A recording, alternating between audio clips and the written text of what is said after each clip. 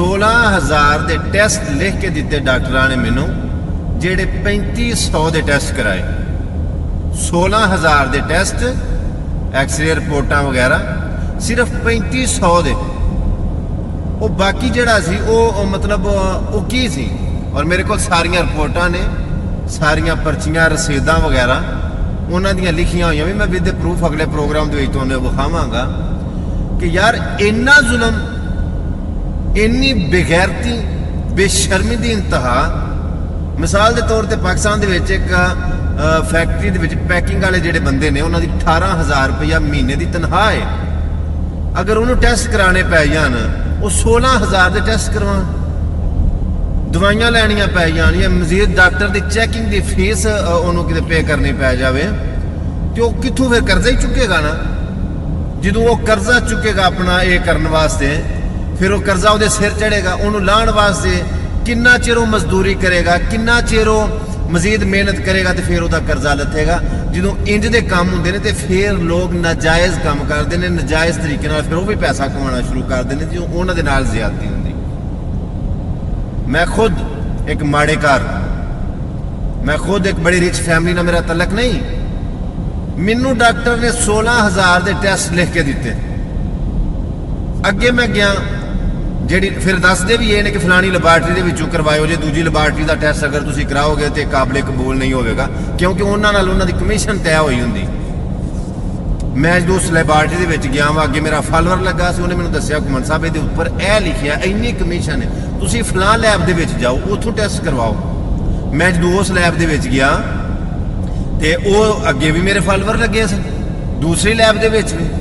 ਲੇਕਿਨ ਮੈਂ ਸੋਚਿਆ ਯਾਰ ਇਹਨਾਂ ਦਾ ਤੇ ਉਹਨੇ ਮਤਲਬ ਕਬੂਲ ਹੀ ਨਹੀਂ ਕਰਨਾ ਕਿ ਮੈਂ ਉਹਨੇ ਕਹਿਣਾ ਕਿ ਮੈਂ ਫਲਾਣੀ ਲੈਬ ਦੇ ਵਿੱਚ ਗਿਆ ਸੀ, ਜੇ ਉੱਥੋਂ ਨਹੀਂ ਕਰਵਾਇਆ ਤੇ ਇਹ ਵੀ ਨਹੀਂ ਮੈਨੂੰ ਕਾਬਲੇ ਕਬੂਲ।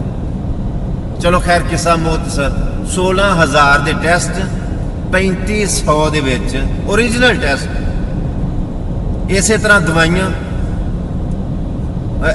ਨਵੀਂ ਗੱਲ ਹੈ, ਸਿਵਲ ਹਸਪਤਾਲ ਮੈਂ ਗਿਆ ਚੈੱਕਅਪ ਕਰਾਉਣ ਵਾਸਤੇ, ਜਦੋਂ ਉਹਨੇ ਟੈਸਟ ਲਿਖ ਕੇ ਦਿੱਤੇ ਅੰਦਰੋਂ ਹਸਪਤਾਲ ਦੇ ਵਿੱਚ ਕਿ ਪ੍ਰਾਈਵੇਟ ਫਲਾਂ ਸਾਡੀ, ਉੱਥੋਂ ਤੁਸੀਂ ਨਾ ਟੈਸਟ ਕਰਵਾ ਕੇ ਆਓ। ਚਲੋ ਉੱਥੋਂ ਟੈਸਟ ਕਰਵਾਏ, ਦਵਾਈ ਫਿਰ ਦੱਸ ਦੇਣ ਕਿ ਫਲਾਂ ਕਲੀਨਿਕ ਤੋਂ ਇਹ ਦਵਾਈ ਲੱਭਣੀ।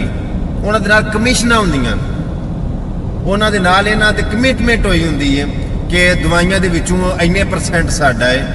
ਇੱਕ ਦਿਹਾੜੀ ਹਜ਼ਾਰਾਂ ਦੀ ਨਹੀਂ, ਲੱਖਾਂ ਦੀ ਦਿਹਾੜੀ ਲਾਉਂਦੇ ਨੇ, ਲੇਕਿਨ ਜਿਹੜਾ 100 ਕਮਾਉਣ ਵਾਲਾ ਇੱਕ ਮਜ਼ਦੂਰ 700-800 ਰੁਪਇਆ ਉਹ ਦਿਹਾੜੀ ਲਾਉਂਦਾ ਵੇ, ਉਹਨੂੰ ਜਦੋਂ ਇਹਨਾਂ ਨੇ ਇੰਨਾ ਜ਼ੁਲਮ ਕਰਨਾ ਵੇ, ਫਿਰ ਲੋਕ ਉਤਰਦੇ ਨੇ, ਫਿਰ ਲੋਕ ਕੰਮ ਕਰਦੇ ਨੇ ਗਲਤ, ਫਿਰ ਉਹਨਾਂ ਦੀ ਮਜਬੂਰੀ ਬਣ ਜਾਂਦੀ। ਮੈਂ ਅਲਫਾ ਨੇ ਗੱਲ ਆਨਾ ਕਿ ਸਾਰੇ ਸਿਆਸਤਦਾਨ, ਸਾਰੇ ਜਿਹੜੇ ਸਾਡੇ ਸਰਬਰਾਹ ਨੇ ਉੱਤੇ ਬੈਠੇ ਹੁੰਦੇ ਨੇ, ਸਦਰ, ਵਜ਼ੀਰ ਆਜ਼ਮ ਵਗੈਰਾ ਵਗੈਰਾ, ਕਿੱਸਾ ਮੁਖਤਸਰ, ਇਹ ਸਾਰੇ ਕਰਪਟ ਨਹੀਂ, ਅਸੀਂ ਖੁਦ ਕਰਪਟ ਹਾਂ। ਅਸੀਂ ਖੁਦ ਇੱਕ ਦੂਜੇ ਨੂੰ ਟੁੱਕਣ ਵਾਲੇ ਆ, ਮਾਰਨ ਵਾਲੇ ਆ, ਖਾਣ ਵਾਲੇ ਆ, ਇੱਕ ਦੂਜੇ ਦੇ ਹੱਕ ਤੇ ਡਾਕਾ ਮਾਰਨ ਵਾਲੇ ਆ। ਕੋਈ ਛੋਟੀ ਜ਼ਿਆਦਤੀ ਉਸ ਆਖਿਆ ਸੀ ਮਾਂ ਕਾਣੀ ਹੈ, ਹੱਥ ਲੱਗਣ ਤੇ ਜਾਣੀ ਹੈ। ਅੱਗੇ ਵੀ ਮੈਂ ਜਾਣਨਾ ਸਾਂ, ਵਾਕਫ ਸਾਂ ਇਹਨਾਂ ਬਾਤਾਂ ਤੋਂ, ਲੇਕਿਨ ਜਿਵੇਂ ਜਿਵੇਂ ਮੇਰੇ ਨਾਲ ਬੀਤੀ ਹੈ, ਮੇਰੇ ਨਾਲ ਇਹ ਹੋ ਰਿਹਾ ਹੈ ਪ੍ਰੋਸੈਸ, ਇਸ ਦੇ ਵਿੱਚੋਂ ਮੈਂ ਗੁਜ਼ਰ ਰਿਹਾ, ਮੈਨੂੰ ਸਮਝ ਆ ਰਹੀ ਹੈ ਕਿ ਡਾਕਟਰ ਕਿੱਡੀ ਕਿੱਡੀ ਬੇਗੈਰਤੀ ਕਰਦੇ ਨੇ।